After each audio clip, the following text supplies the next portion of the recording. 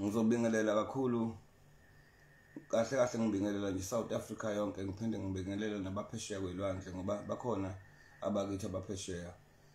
Ngiphinde ngibingelele abaholi bethu abasiholayo, ngiphinde ngibingelele nje bonke abantu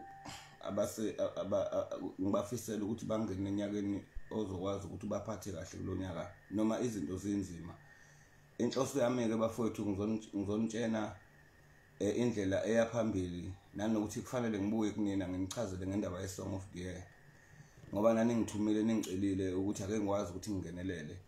So ngendlela esengibuka ngayo indlela yakhona ngiyabona ukuthi i-Song of the Year into kade yaqala, kodwa ngibukile ukuthi mhlambe kwenziwa kwesinye isikhathi ukuthi ukuqala kwawo le-Song of the Year kungenxa yokuthi sekusuke kwangena abantu abangamabhinqa phakathi mhlawumbe, noma ngichaza ukuthi mhlawumbe abaculi bakaMaskandi. Yingakho ngiyibona njengendlela yokuthi yingakho mhlawumbe iyeyeka, kanti ukuyithatha kwabo kancane abanye izobanga ukuthi lento ingabikho right ngoba amabhinqa manje afundile kahle kahle. Futhi mina ngikhulumela amabhinqa, ngikhulumela umzansi wonke ayile esikoleni awakudala ayengafundanga. Akhona angodokotela nangothisha, akhona ngamanesi nobaba bethu futhi babeyile kancane esikoleni. So ngishiswe lokho zinkulumo zokuthi sengiliqalile udaba, ngacela ukuthi sisondelane nabaphathi baka SABC ngoba uOwen usichazile isitori sakhe, bona bebengakasondeli ngithumelile futhi induna zikaMaskandi ukuthi omhle ngemali bababhalile incwadi nakhona ngathi bebengakaphenduleki. So iway forward ke manje lo mfolo uOwen okuyena umuntu ophethe lento le-Song of the Year noyena wathi nabasayini contract no SABC esingayazi ukuthi yophela nini, kodwa nokungiphatha kabi ukuthi vele sekuvutiwe nakhona kuyaqhutshekwa, kodwa khona vele kuzogcina vele kube khona isinqumo esizokwazi ukuthi siphume sikwazi ukuthi sisenelise sonke ngoba ngeke sizithule. Ngiyacabanga ukuthi ngoba ningicelile nje ningicele ngokuthi niyangethemba nango last year ngeke ngazama ukuthi ngizame yagcina iphumelele noma ingasenzanga ngoDisemba yenzeka ngoMarch. Lokho engikubikayo bafowethu namhlanje angizokukhuluma kakhulu ngoba udaba vele ngizonibikela ukuthi kusasa ngo-10 o'clock udaba liyangena enkantolo. Amaphepha khona ngiwabonile, ngikhulumisene naleya ndoda kaNdlovu Owen, uyangichazela ukuthi udaba uyalifaka liyangena kusasa enkantolo.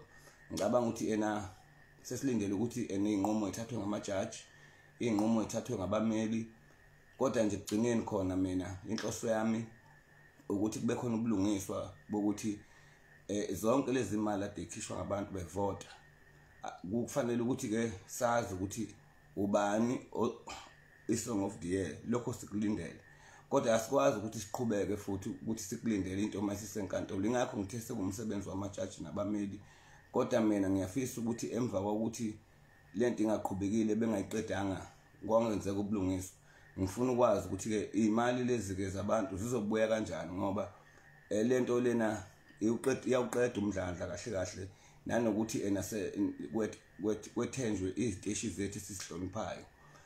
Mina ngilithanda kabi ukhozi no-SABC ngiyawuthanda since ngisashaya isibhakela ngoba bangibeza ngo-3 seconds bengivela khona.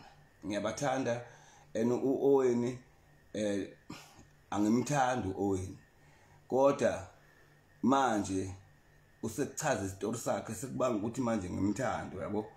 Hayi ngoba bengumzonda, yabo, ngoba mina ngiqala ukumazi mina kudala nganazi ngiseyingane.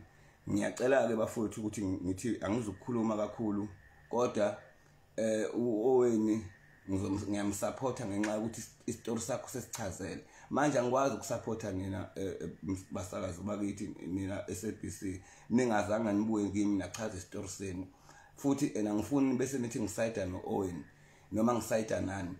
Nginimise nje lapha mina ngithunywe umphakathi, nina nobabili ngifuna ukwazi ukuthi ubani oright ubani wrong.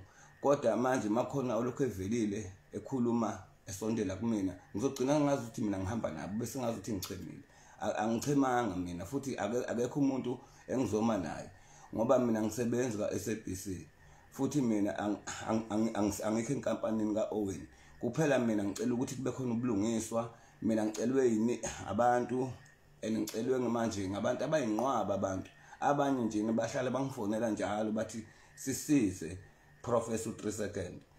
Lokho bakwenziswa yini ukungethemba, hayi ukuthi bangicele ngoba mhlawumbe ngishaya isibhamu noma mhlawumbe ngishaya inqindi. Sengadlula lapho ukuthi manje ngifuna ukuthi sibumbaneni sibe nokuthula, kodwa futhi singacwasani, singathathelani phansi. Ma une masters noma une degree ne diploma ingeyakho leyo, noma waqashwa ukuthi wena uyasebenza kodwa omunye umuntu ungambukeli phansi. Ingakho ngithi mina bafowethu asingabukelani phansi, siyafana, sidalwe uNkulunkulu. Ngisho abakuthiwa uphethe into yokuthenga engakanani yakho, thina sixhasi lokho, kodwa abantu abangadlalwa ngabo. Mina ngikhulumela ukuthi abantu akwenzi ubulungiswa, abantu bavotile, siyayifuna neSong of the Year ibe khona. Lokho kufanele nikuzwise kahle lokho, kodwa uma kunenkinga phakathi yokuthi akwazi ukuthi laba abantu bayibumbe lento, sikwazi ukuthi sazi ukuthi kwenzekala kanjani, ngoba sekunezinkulumo eziningi manje. Sekuthiwa ena kwayona leSong of the Year kunabantu abangenile. Manje asifuni ukulalela lezi zinto ezizinkulumo ezizosiphazamisa. Phela thina sifuna iSong of the Year ukhokhiwe, ne-artist futhi fanele ithole imali, ngoba izoyapi le mali okuvotwa ngayo. Umbuzo wami uthi iyapi le mali, ngoba mina ngazi ukuthi fanele sikhokhele i-tax la eSouth Africa. Angizokwanda kakhulu bafowethu, sesizolinda ukuthi inkantolo ithini kusasa ngo-10. Ileyo nto bengizoyibika kumina kuphela. Uyabonga kakhulu Professor u3 second. Ngithanda nonke nani nama-artist engingenile kwi-top 10. Ngithanda nonke, ngeke ngisho mina ngoba ngifana nomholi ngithi votelani bani. Nonke nje vote, bekufanele nivotelwe nonke kuwina umuntu onenhlahla. Kodwa fanele niqaphele lento engishoyo ukuthi all along bekukhona i-top 10 ayiqali manje owena engakafiki. Why manje sekungena ingoma zesintu zakithi zesintu, sekukhona ukubukelana phansi, sekukhona ukuthi fanele kukhanda ucash, kukhanda imali. Ngindlela engisayibuke ngayo njengoprofessor leyo, angiqhathizwe kodwa ngifuna ukuthula. Ngiyabonga, ngitshena nawe umbono wakho, ungiphendule nami ngizokuphendula. Uyabonga uProfessor u3 second. Ngithi mina good night, nilaleni kahle, nihlukanise kahle unyaka, sihlonipheni nomthetho obeka uhulumeni. Kodwa ke kunzima futhi nakulonyaka, kodwa ke siyazi ukuthi ke ningayibhimbisi le kwaya, ngoba yinini enizoyibhimbisa le kwaya, kanti le kwaya ibicula kahle kabi. Kodwa manje ibhimbisa nathi soyibhimbise yini niculayo. Siyabonga.